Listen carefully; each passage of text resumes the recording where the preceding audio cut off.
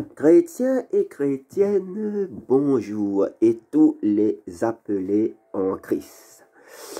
Voilà le deuxième volet de la vidéo numéro 2 sur qui est Dieu, Elohim, le véritable.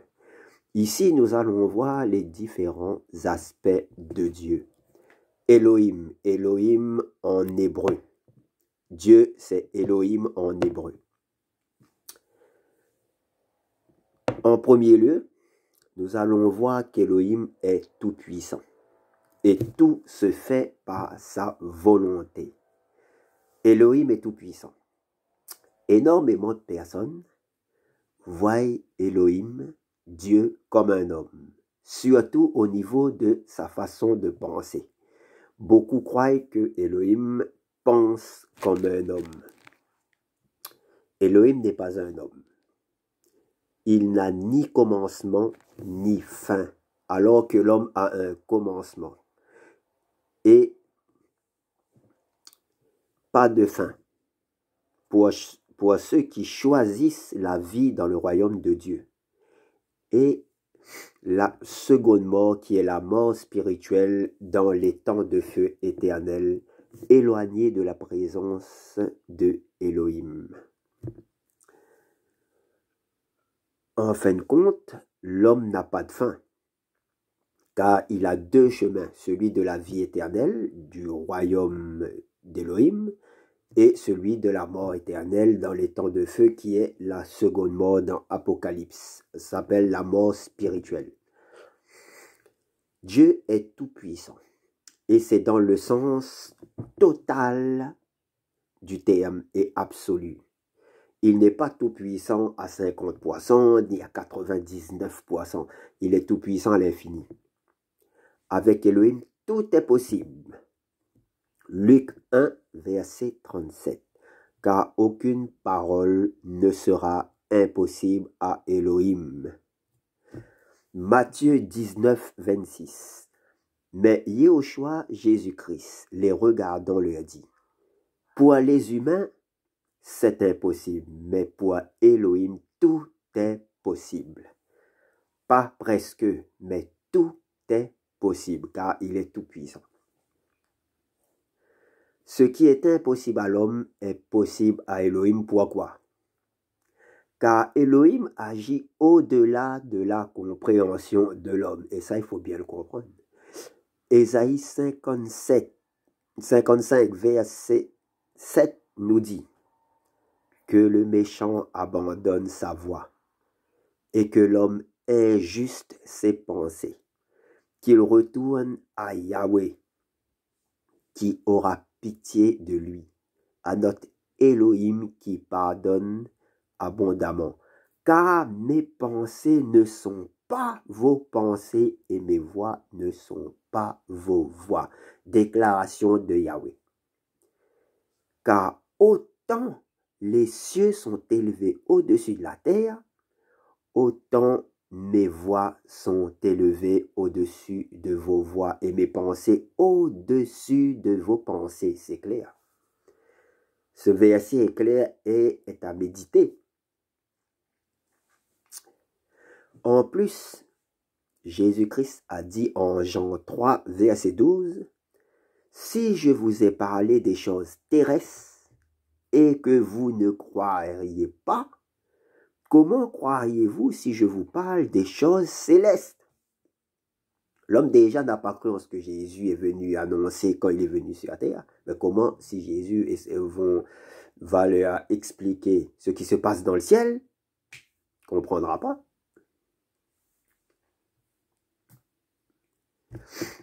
Donc,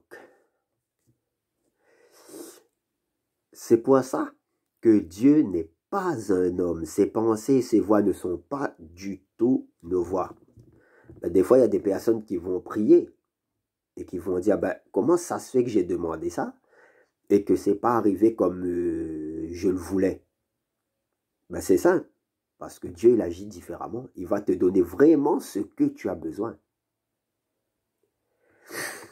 Elohim s'est incarné en Yeshua. Dieu s'est incarné en Jésus-Christ. en Yehoshua HaMashiach de l'hébreu, Suatea, en homme. Mais ça ne veut pas dire que Dieu, Elohim, est un homme de son essence. Elohim est esprit. Jean 4, verset 24. Elohim est esprit et il faut que ceux qui l'adorent, l'adorent en esprit et en vérité. Alléluia. En esprit et en vérité. Ceux qui l'adorent en esprit et en vérité. Ce qui veut dire Elohim est esprit. Elohim a dit de l'adorer en esprit et en vérité. J'insiste bien là-dessus, c'est important. C'est-à-dire que ceux qui se disent chrétiens, parce que devant Dieu, il y a chrétiens et non chrétiens. Il y a disciples de Christ et non disciples de Christ. Il y a ceux qui sont en Jésus-Christ et ceux qui ne sont pas en Jésus-Christ. Ceux qui se disent chrétiens et qui s'agenouillent et prient devant des idoles faites de la main de l'homme n'adorent pas le vrai Dieu. Dieu doit être adoré en esprit et en vérité. La vérité qui n'est d'autre que Jésus-Christ lui-même, car en Acte 4, verset 12, « Et il n'y a de salut en aucun autre, car il n'y a sous le ciel aucun autre nom donné aux humains par lequel il nous faille être sauvés. » Ça veut dire aucun intermédiaire entre l'homme et Elohim, à part Jésus-Christ seulement. Les statues des saints, des vierges et autres sont des idoles. En vérité, tout ça c'est l'idolâtrie. On adore Dieu en esprit et en vérité.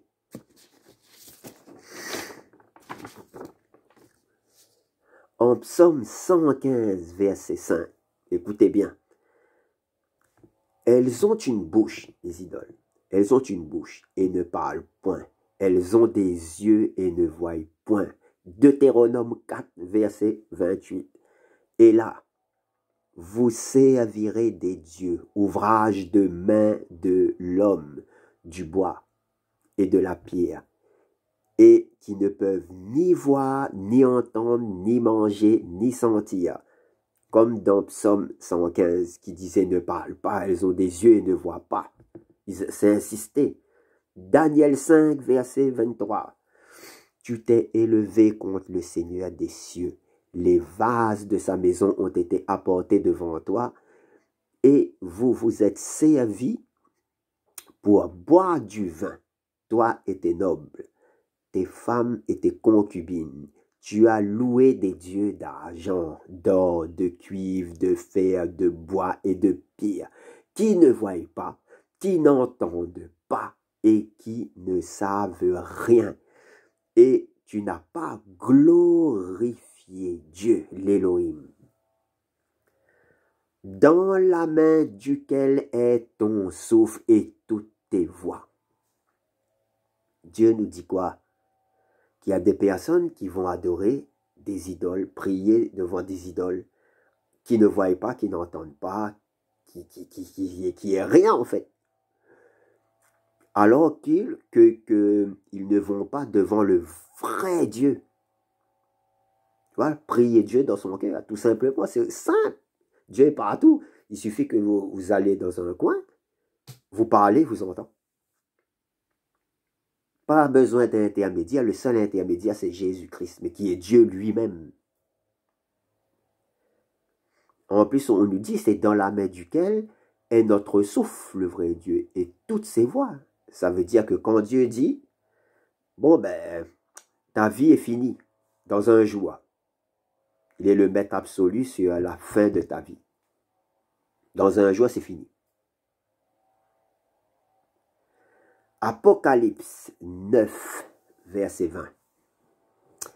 Les autres hommes qui ne furent pas tués par ces fléaux ne se repentirent pas de leurs œuvres, de leurs mains. Les idoles n'ont pas été créées par Dieu, c'est fait de la main de l'homme. de manière à ne point adorer des démons. Des démons. Et les idoles d'or, d'argent, d'airain, de pierre et de bois qui ne peuvent ni voir, ni entendre, ni marcher. C'est insister dans la parole de Dieu. Dieu insiste bien. Et il ne se repentirent pas de leur meurtre, ni de leur sorcellerie, ni de leurs relations sexuelles illicites, ni de leur vol. Ce verset nous montre que même pendant la grande tribulation, quand Elohim va envoyer le jugement sur cette terre, beaucoup d'hommes auront le cœur tellement dur qu'ils ne vont même pas se repentir de l'idolâtrie, de la sorcellerie, du vol, de l'impudicité, alors que Elohim leur tend la main dans cette terrible épreuve pour les sauver. C'est terrible. Et une autre vérité nous est dit.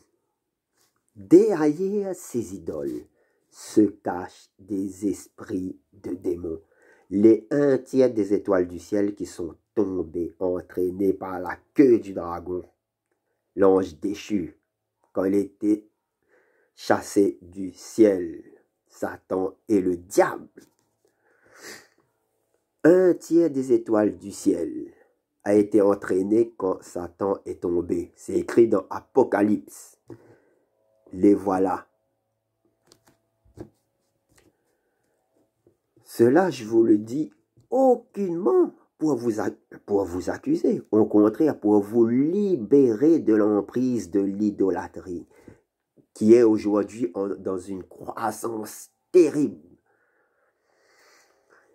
Car il est écrit dans Apocalypse 22, 14, « Heureux ceux qui lavent leurs robes afin d'avoir droit à l'arbre de vie et d'entrer par les portes de la ville qui est la Jérusalem céleste.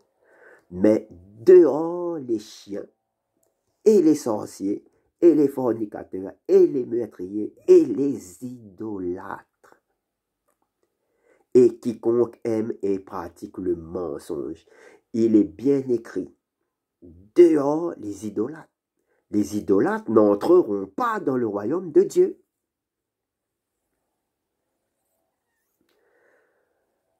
Repentez-vous, car nous sommes sous la grâce. Nous sommes sous la grâce depuis que l'Église a été créée à la Pentecôte, quand l'Esprit est descendu à Jérusalem sur les apôtres, jusqu'à un peu plus de 2000 ans, nous sommes sous la grâce. Et bientôt, cette période de grâce va s'arrêter. La grande tribulation va arriver. La parole de Dieu est infaillible. Dieu a dit que ce monde sera détruit.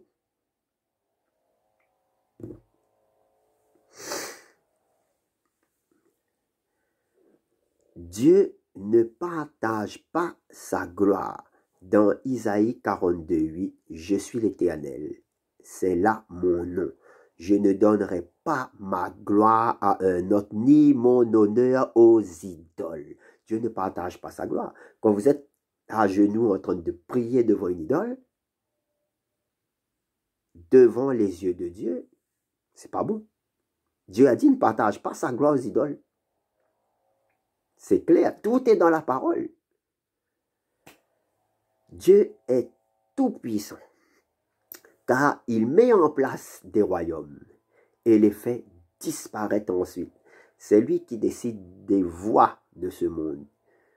Nous voyons ceci avec l'étude du rêve du roi Nebuchadnezzar de Babylone dans le livre de Daniel 2. En effet, le roi de Babylone, dans le livre de Daniel, a fait un rêve. Il a rêvé d'une statue immense, d'une splendeur extraordinaire et terrifiante. La tête en or, sa poitrine et ses bras en argent, je crois que beaucoup connaissent ce verset.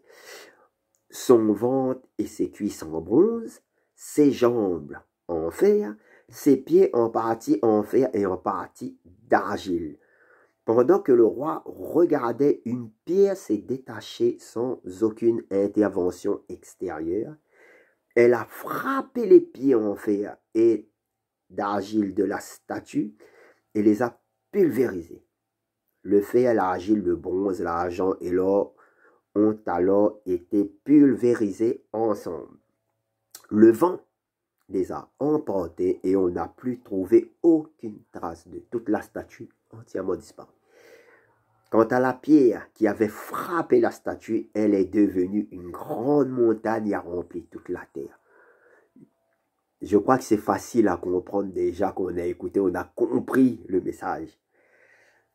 Le roi fut très troublé et demanda à ses sages de Babylone de lui expliquer son rêve. Le roi voulait que les sages, les magiciens, les astrologues à Babylone lui disent deux choses. Qu'est-ce qu'il a rêvé? Et ensuite interpréter le rêve.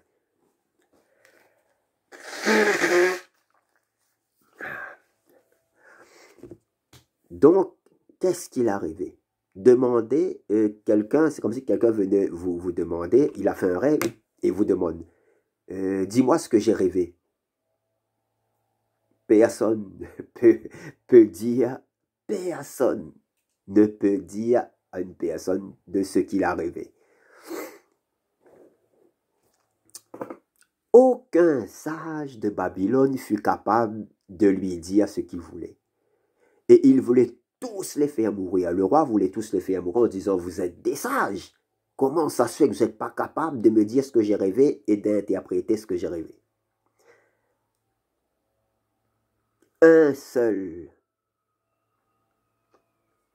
a pu le faire. C'est alors que Daniel, par la révélation que Elohim, par la révélation, c'est Dieu qui a révélé à Daniel et qui l'a dit au roi.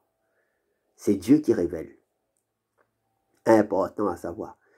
Par la révélation Elohim, lui fut annoncé et interprété, Daniel a interprété le rêve du roi. Et en même temps, il a sauvé de la mort tous les sages. Tous les soi-disant sages. La tête en or, c'est le royaume du roi Nebuchadnezzar de Babylone. Après Babylone surgira un autre royaume, le royaume des Mèdes et des Perses, inférieur à celui de Babylone. Puis un troisième royaume qui est l'Empire grec, qui dominera sur toute la terre, on le sait avec Alexandre le Grand, qui a conquis tout, qui a gagné, son empire grec vient après l'empire des Mèdes et des Perses, que Alexandre le Grand a battu les Perses et a étendu son empire sur toute la terre, comme il est écrit dans les Saintes Écritures. Vous voyez, les Saintes Écritures sont vraies. Tout ça, ça avait été annoncé longtemps avant que ces empires existaient. J'avais fait une vidéo là-dessus, dans la première partie que j'ai fait, que la Bible est vraie. Voyez? Tout est vrai et tout ce qui est écrit, annoncé dans l'Apocalypse, dans le futur, se réalisera. Et ça, beaucoup n'y pensent pas, n'y pensent plus. Ça va se passer. L'Apocalypse, ça va arriver. Le gouvernement mondial va arriver. Le règne du fils du diable, de l'Antichrist, ça va arriver. En plus, on voit bien que ça se met en place. Regardez l'état du monde. Ça se met en place. De plus en plus de lois oppressives, de plus en plus de choses complètement... et beaucoup d'anciens le disent, ils ne reconnaissent plus le monde. C'est plus comme avant.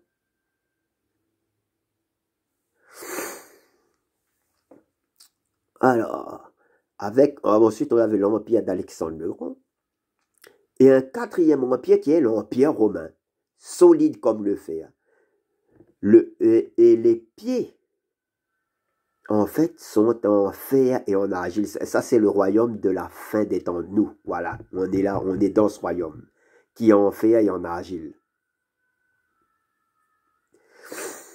Et ce royaume, c'est les pieds avec les 10 doigts de pied qui correspondent aux 10 rois de l'Apocalypse.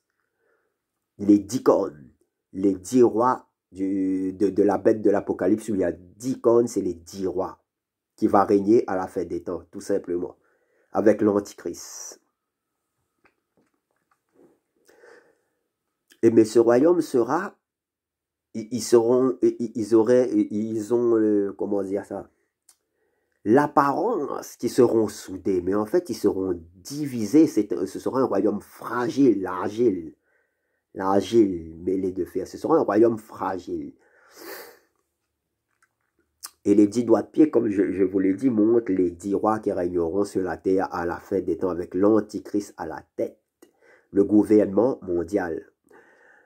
La pierre qui se détache et qui va pulvériser tous les royaumes qui ont existé sur la terre. Vous savez qui est cette pierre? C'est Jésus-Christ, Yehoshua HaMashiach. Et la montagne s'étendra sur toute la terre qui est le royaume de Dieu du millénium. Parce que après la grande tribulation, Jésus va descendre avec tous les saints qui ont été enlevés avant la grande tribulation et va régner pendant 1000 ans sur la terre. C'est ce royaume-là, cette montagne qui va s'étendre sur toute la terre. 1000 ans de règne. Et le diable et tous ses démons, les un tiers des étoiles du ciel qui sont tombés, vont être enfermés pendant ce temps-là. Ça veut dire qu'il n'y aura plus aucune influence diabolique sur la terre. Imaginez. Ah, c'est glorieux. Alors,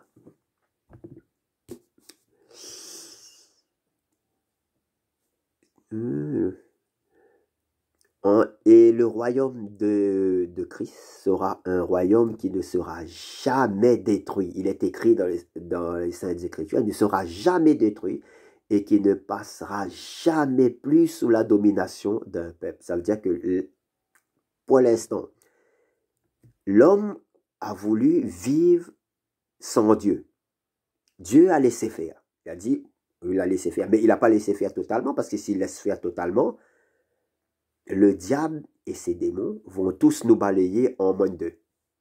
Il protège quand même, il y a des limites. Il y a des limites aux agissements des forces des ténèbres. Il bloque quand même. Voilà. Mais il laisse l'homme faire. Mais quand Jésus va arriver, ça sera fini. Il reprend les rênes éternellement. Parce que le règne de l'homme a échoué. Regardez l'état du monde. L'homme ne peut pas régner. Et aucun homme ne peut ramener la paix sur la terre. Il n'y a que Jésus, le prince de paix, il est écrit, qui peut ramener la paix sur la terre.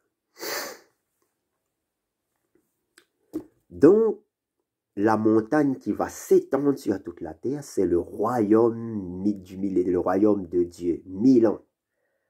Et après les 1000 ans, il y aura le jugement dernier, on appelle ça le jugement dernier, le jugement du grand trône blanc, où tous ceux qui sont morts, qui étaient dans les enfers, vont être ressuscités pour être jetés dans les temps de feu. Ils seront jugés, on va les juger sur tout le mal qu'ils ont fait. Et ensuite, on passe dans le royaume d'éternité avec la Jérusalem céleste, carrément la présence de Dieu descend sur la terre. Dieu sera, on vivra avec Dieu, sera avec nous, carrément sur la terre. Donc, voilà.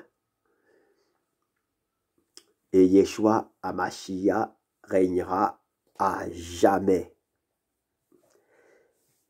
Daniel 2 nous dit que tous les royaumes terrestres vont bientôt disparaître. On a vu la pierre qui se détache, qui est avec les pieds, fini. Tous les royaumes terrestres vont disparaître totalement de la surface de la terre. Et à la place, il y aura le royaume de Dieu, dont le fonctionnement sera totalement différent du monde dans lequel on vit. Totalement différent. Tout ce que vous voyez, les villes, les pays, gouvernements n'existent déjà plus dans l'absolu. Alors pourquoi s'attacher à ce monde? Colossiens 3, verset 2. Affectionnez-vous aux choses d'en haut du ciel et non à celles qui sont sur la terre. C'est clair car tout ça n'existe déjà plus. Que les choses du ciel sont en premier dans votre cœur. Il y a aussi un verset biblique, mais Yehoshua lui dit, tu aimeras le Seigneur, ton Elohim, de tout ton cœur, de toute ton âme et de toute ta pensée. C'est là le premier et le plus grand commandement. Alléluia. Voilà c'est quoi le plus grand commandement de la Bible. Tu aimeras le Seigneur, ton Elohim, de tout ton cœur, de toute ton âme, de toute ta pensée. Et c'est là le premier grand commandement. Ensuite, dans une deuxième partie, tout se fait par la volonté d'Élohim. Ça veut dire que rien n'échappe à Dieu. Tout se fait selon ce que Dieu a choisi. En Ésaïe 46, 10, il est dit, « Je déclare dès le commencement la fin, et dès l'Antiquité ce qui n'a pas été fait. Je dis, mon conseil tiendra, et je ferai tout ce que je désire. » Dieu, Elohim, nous dit qu'il nous a annoncé dès le commencement ce qui doit arriver dans le futur. À la fin, et longtemps d'avance ce qui n'est pas encore accompli. Il annonce que ce qu'il a dit est sans changement et qu'il exécutera toute sa volonté. Ça veut dire que tout ce qui est écrit dans la Bible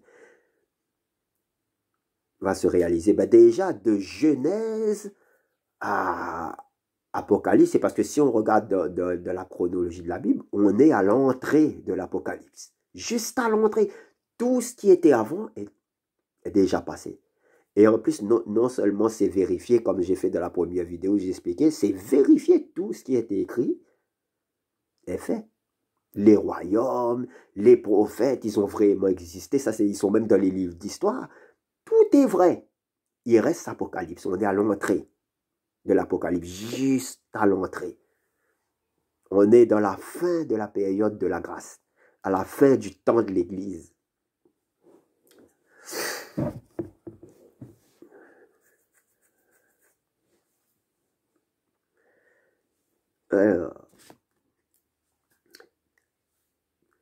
En fait, Dieu annonce que ce qu'il a dit est sans changement et qu'il exécutera toute sa volonté. Alors, ceux qui pensent qu'il y a des choses qui ne vont pas arriver, mais qui est écrit dans la Bible, non, ça va arriver. Et en plus, ça va arriver, il suffit d'observer. Il suffit d'observer tout ce qui se passe en ce moment, même l'actualité prophétique, et même des frères et des sœurs qui reçoivent des songes, des messages de Dieu, qui va carrément dans le sens de la parole. En disant que tout ça, ça va arriver, c'est là. Là, on y est, on est presque à la veille de l'enlèvement de l'Église. Ça va arriver. Ça veut dire que Elohim est aux commandes de tout. Dieu, tout est sous son contrôle. Il contrôle tout et rien ne lui échappe. Ne vous cachez pas dans le noir à faire quelque chose en croyant que Dieu ne vous voit pas. Il voit tout.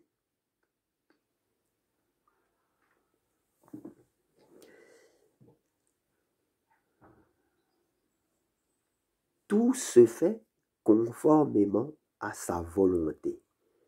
Et nous devrions nous soumettre à sa volonté. C'est annoncé dans la Bible. Psaume 143, verset 10. Enseigne-moi à faire ta volonté, car tu es mon Elohim. Que ton bon esprit me conduise sur la voie droite. Enseigne-moi à faire ta volonté. Enseigne-moi à faire ta volonté. Matthieu 6, verset 10.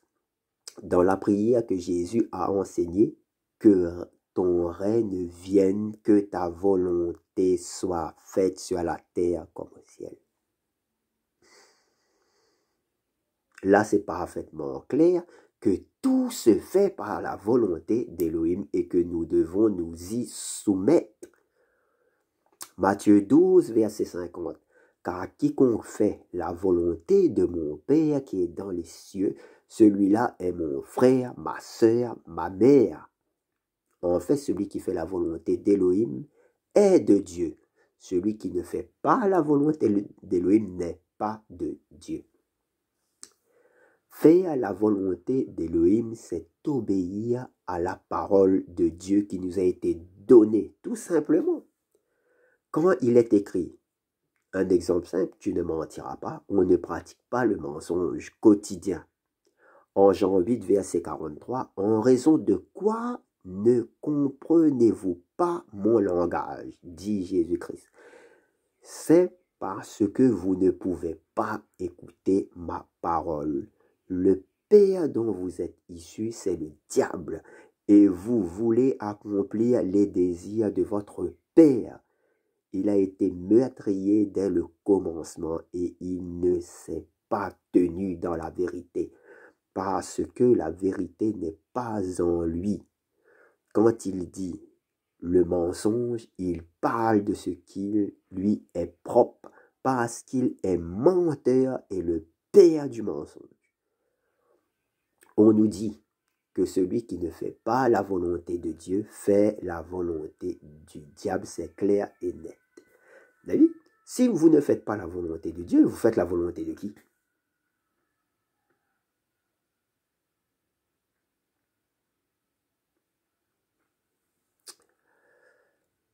En parlant du diable, même le diable obéit à Dieu, ce qui nous montre sa toute-puissance. Beaucoup de personnes pensent que le diable est égal en pouvoir avec Dieu, surtout dans les religions New Age. Le yin, le yang, les ténèbres, la lumière, qui est égal, c'est faux. Ou certains pensent que le diable, c'est l'opposé de Dieu, c'est totalement faux, car le diable, dans Ézéchiel 29, nous montre qu'il était à l'origine un chérubin aux ailes déployées, un protecteur, un ange de Dieu créé parfait en beauté et en sagesse. Il s'est déchu à cause de son orgueil, donc Satan est une créature. Il n'est pas quelqu'un qui a toujours existé. Non, il a été créé par Dieu. C'est une créature, donc il est en dessous.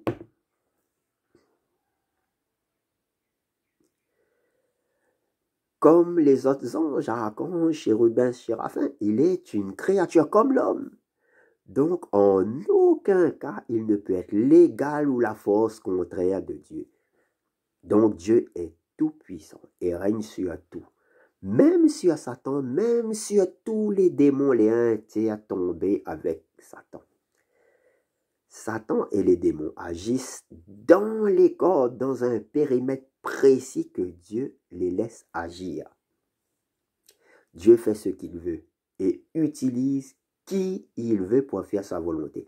Regardez l'histoire de Job. Le diable n'aimait pas Job, qui était aimé de Dieu, riche, qui vivait bien.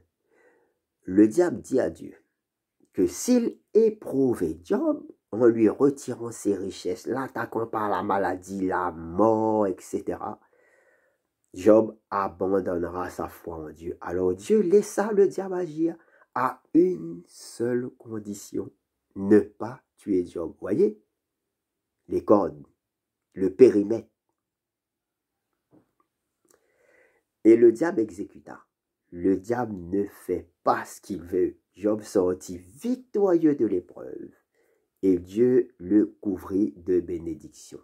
Le diable fut écarté. Comprenez-le bien, Dieu fait ce qu'il veut et il utilise tout pour sa volonté. Même le diable, les démons, pas que les anges. tout, tout, toujours dans le but de faire sa volonté et de le glorifier. Amen. Toujours. Dans l'Apocalypse, à la fin de la grande tribulation, Dieu enchaîne le diable dans les abîmes par un ange pour vous montrer que le diable n'est pas aussi puissant devant Dieu. Un ange vient, l'enchaîne et le jette dans l'abîme. Pendant 1000 ans, pendant le règne de Christ, comme je vous l'ai dit tout à l'heure, le diable et ses démons sera enfermés dans l'abîme.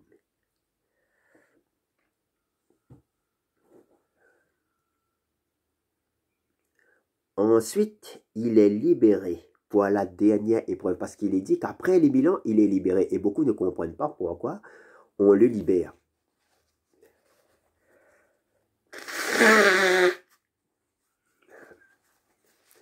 Mais moi, je vous dis, personnellement, qui mieux que le diable pour tester et éprouver.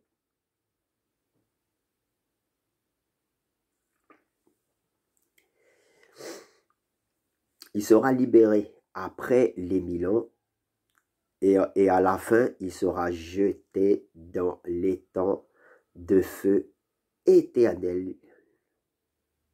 Et ça en sera fini. Là, on passera au royaume éternel de paix. On voit ici que le diable, en fin de compte, n'est qu'un simple instrument dans les mains de Dieu, comme nous tous, utilisé pour éprouver la foi des peuples terrestres. Car par cette épreuve, il purifie la terre, il sépare le bon grain de l'ivraie. Ensuite, il ramène le royaume de paix éternelle, dont lui seul peut le faire. Seul Jésus-Christ, Dieu peut ramener la paix sur cette terre. Aucun homme n'est capable de ramener la paix sur la terre. Ceux qui croient que les hommes vont pouvoir ramener la paix sur la terre, c'est faux, c'est impossible. C'est impossible à l'homme de ramener la paix sur la terre, c'est impossible. On le voit bien, même on le voit bien. Il suffit d'ouvrir les yeux, de regarder. Quel homme a ramené vraiment la paix sur la terre? Personne. Aucun homme, parce que, en fait, pour pouvoir amener la paix sur la terre, aucun homme n'est capable d'affronter le prince de ce monde, qui est Satan et le diable, et les un tiers des démons tombés du 3e ciel, qui sont tellement nombreux qu'ils ne peuvent même pas peupler la terre, tellement ils sont nombreux. Seul Yehoshua HaMashiach a ce pouvoir suprême. Seul Dieu a ce pouvoir suprême. Car aucun homme ne peut vaincre Satan et les un tiers des anges déchus. Et ensuite les prendre et les enfermer dans l'abîme. L'homme n'a pas ce pouvoir, seul Dieu a ce pouvoir. Seul Dieu a ce pouvoir. Parce que quand l'Antichrist, au début de la grande tribulation, va arriver, il va proposer une fausse paix, il va signer un accord de paix avec Israël, et il va proposer une fausse paix qui va durer 3 ans et demi. Mais juste après, c'est la ruine. Au bout des 3 ans et demi, il va s'asseoir dans le temple qui va être bientôt reconstruit à Jérusalem. Il va s'asseoir dans ce temple et il va se dire Dieu. Et là, les Israélites vont voir la supercherie. Et là, ça va commencer la grande tribulation. Donc, la paix. L'homme ne peut en aucun cas ramener aucune paix sur cette terre. Et ça il faut bien le comprendre. Aucun homme. Il n'y a que Dieu qui peut ramener la paix sur la terre. Tout simplement. Ensuite, Dieu voit au-delà du libre arbitre. Oui, Dieu nous a donné le libre arbitre. Il nous a donné le libre choix de choisir. Mais Dieu voit au-delà du libre arbitre. Deutéronome 30, verset 15. Vois, je mets aujourd'hui devant toi la vie et le bonheur, la mort et le malheur. Car je t'ordonne aujourd'hui d'aimer Yahweh ton Elohim, de marcher dans ses voies, de garder ses commandements, ses statuts et ses ordonnances, afin que tu vives, que tu multiplies et que Yahweh ton Elohim te bénisse sur la terre où tu entres pour en prendre de possession. Car les saints vont régner sur la terre pendant le millénium.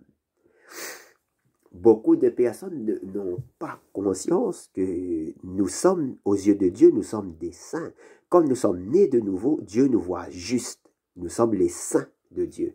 Et nous sommes des futurs rois et des futurs juges. Il est écrit dans l'Apocalypse que nous allons régner avec Christ. Ça veut dire que Christ sera à Jérusalem en tant que roi de la terre. Et il va mettre des rois à régner dans les parties de la terre, partout. Il y a certaines personnes dans ce monde qui sont très petits aux yeux de tous, mais qui dans le monde, dans le royaume de Dieu, seront des rois. Alors à ces personnes, je leur dis, vous n'avez rien envie à ces rois de la terre, parce que quand vous serez roi dans le royaume de Christ, ce sera comme si que vous serez mieux que tous les rois de ce royaume qu'on est dedans, la réunie. Un seul roi sera mieux que tous ces rois en même temps. Même ils ne seront rien à côté parce que nous serons des rois de justice authentiques, des vrais rois.